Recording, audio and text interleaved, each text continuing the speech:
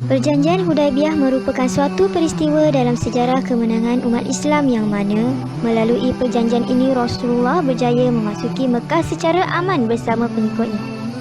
Peristiwa tersebut berlaku pada bulan Zulkaidah tahun ke-6 Hijrah di suatu tempat yang bernama Hudaibiyah.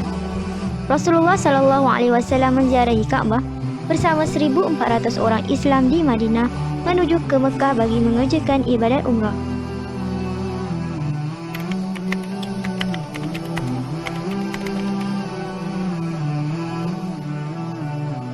Apabila kaum Quraisy mengetahui hal tersebut, Rasulullah menghantar Utsman bin Affan sebagai wakil untuk menjelaskan kepada pihak Quraisy tujuan mereka datang ke Mekah hanya untuk menunaikan umrah.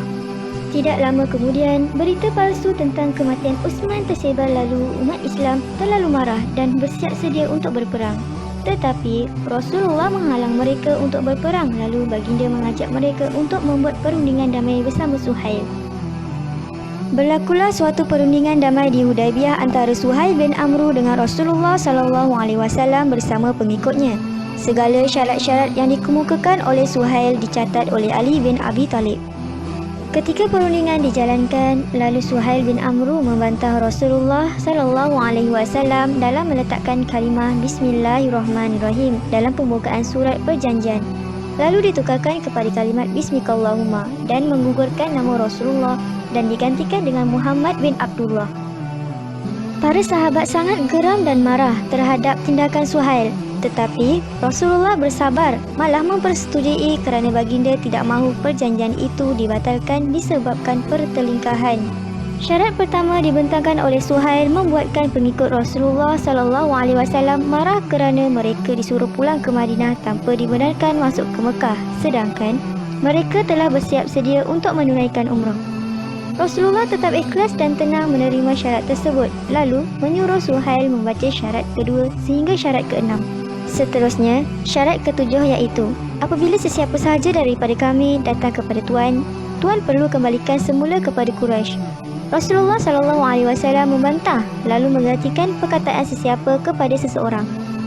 Hal ini kerana perkataan sesiapa hanya kepada orang-orang tertentu sahaja. Tanpa berfikir, Suhail tetap meneruskan syaratnya.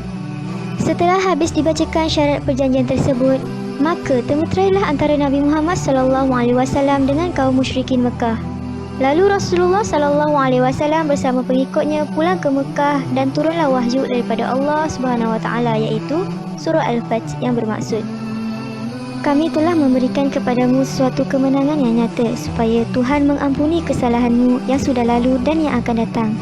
Dan Tuhan akan mencukupkan kurniaannya kepadamu serta membimbing engkau ke jalan yang lurus dan supaya Allah menolongmu dengan pertolongan yang kuat.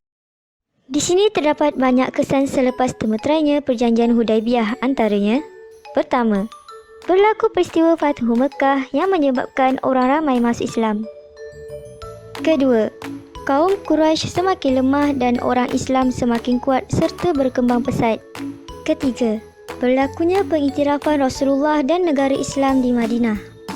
Keempat, pembebasan kota Mekah daripada kaum Quraisy. Kelima, orang Islam dapat berhubung dengan kabilah Arab yang lain.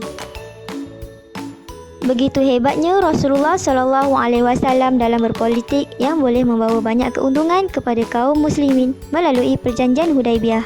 Orang Islam meraih kemenangan yang besar kerana tercatat seramai 10,000 orang yang memasuki Islam dan mereka berjaya menguasai Mekah tanpa berlakunya pertempuran.